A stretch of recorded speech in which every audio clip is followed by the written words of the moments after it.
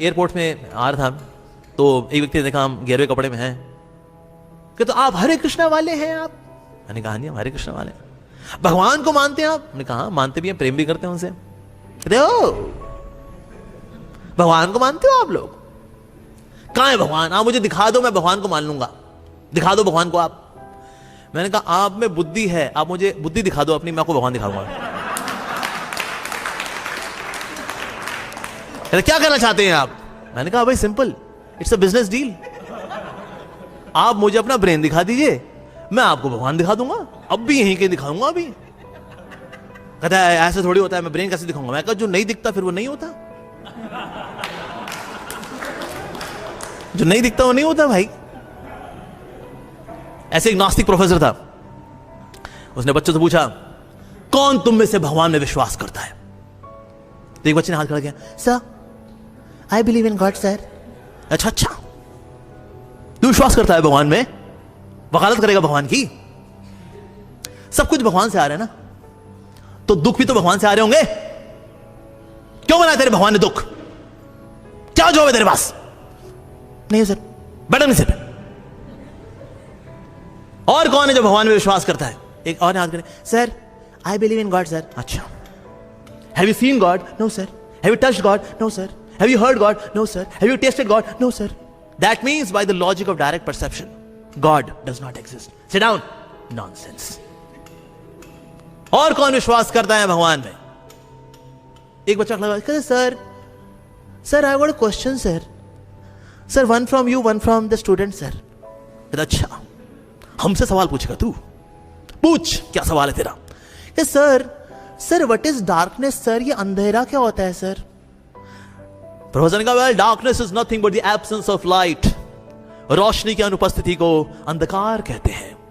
तो सर इसके लिए फिर हमें रोशनी को सर दोष देना चाहिए, क्योंकि ना क्या है ना सर, रोशनी ने अंधकार बनाया अपनी अनुपस्थिति से, तो सर इसलिए ना ये जो है ना वो जो है ना मतलब रोशनी को दोष देना चाहिए ना सर। प्रोफेसर ने कहा, नहीं, दोष हमारा है।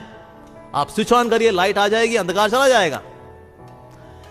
तो बच्चे ने कहा, सर सिमिलरली सर ईविल या दुख या कष्ट या संघर्ष और कुछ नहीं है सर, ये तो भगवान की अनुपस्थिति है सर। और इसके लिए हमें भगवान को दोष नहीं देना चाहिए, हमें दोष देना चाहिए, क्योंकि हम जब भगवान की अनुपस्थिति चुन लेते हैं ना, हम ऑटोमेटिकली दुख को चुन लेते हैं सर। Oh smart boy. तो बच्चे ने कहा, सर सेकंड क्वेश्चन सर बच्चों से सर। ओके बच्चों, who has seen the brain of professor? Nobody. Who has touched the brain of professor? Nobody. Who has tasted the brain of professor? Nobody. Who has heard the brain of professor? Nobody. It means by the logic of direct perception, God does not, the brain of the professor does not exist.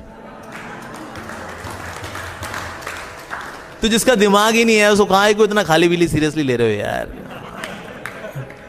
So reductionist ऐसे होते हैं, वो और पहले से लेके चल रहे हैं, वो भगवान नहीं। उसके बाद उसके आगे पीछे थ्योरी वोरी चिपकाएंगे, बिंदी काजल वगैरह लगाएंगे उसके ऊपर, लेकिन वो पहले से लेके चल रहे हैं, सर भगवान नहीं है। Not that they are seekers of the truth, you know, ऐसा कुछ भी नहीं है। एनोलॉजीज भी इनके पास होती हैं अपनी फालतू फिलॉसफी को बताने के लिए। जिस प्रकार से कलम लिखती है, कलम खुद नहीं लिख सकती। जी हाँ भाई और बहनों, लिखने वाला कौन होता है? लेखक। लेखक उंगली से नहीं लिख सकता है, समझ रहे हैं आप? उंगली से नहीं लिख सकता है, उसको पेन चाहिए, लेकिन पेन अपने आप में खुद नहीं लिख सकता है। तो लिखने वाला कौन? पुरुष। पेन क्या है? प्रकृति। हो जाए तालियां जी, क्या बात है सर, क्या बात है। इसके लिए एक और उदाहरण मैं देना चाहूंगा आप लोगों को। देखिए भगवान वगैरह कुछ नहीं है, ये प्रकृति क्या है जी? ऑटोमेटिक है। ऑटोमेटिक है जी, इसका मतलब क्या है? क्या देखो जी, ऑटोमेटिक के लिए आप बड़ा सिंपल एग्जांपल देता हूं मैं आपको। जैसे घास जो होती है, घास को जब गाय को खिलाते हैं तो ऑटोमेटिकली वो जो क्या है वो दूध में बदल जाती है, उसमें ग्वाले को कुछ नहीं करना होता है, ये ऑटोमेटिक है। घास का दूध में बदलना ऑटोमेटिक है। उस तरह से सूरज का उगना, सूरज का ढलना, पानी का बादल बनना, बारिश होना, फिर वापस होना, कार्बन साइकिल, वाटर साइकिल, ये साइकिल वो साइकिल, ये ऑटोमेटिक है। गाय को आप घास खिलाओ, दूध बनना ऑटोमेटिक है। इस तरह से प्रकृति ऑटोमेटिक है, भगवान वगैरह कुछ नहीं है, ये सब ऑटोमेटिक है। अच्छा क्या बात है। सर ये बताइए सर, जैसे गाय को हमने ऐसे घास खिलाई तो सर उसको ऑटोमेटिकली सर दूध बन गया सर। अच्छा सर बैल को खिला दें तो सर बन जाएगा ना सर। कहते बैल को कैसे, बैल से दूध थोड़ी ना आएगा। कहते लेकिन सर ये तो ऑटोमेटिक है। कहते ऑटोमेटिक है भाई, लेकिन गाय बनी इस तरह से है कि जब उसको घास खिलाते हैं ना तो उससे फिर दूध बन जाता है वो। कहते सर अच्छा गाय को किसने, मतलब बनी ऐसी हुई है वो? हाँ बनी ऐसी हो। कहते तो किसने बनाया? तुम्हारे पिताजी ने बनाया उसको ऐसा।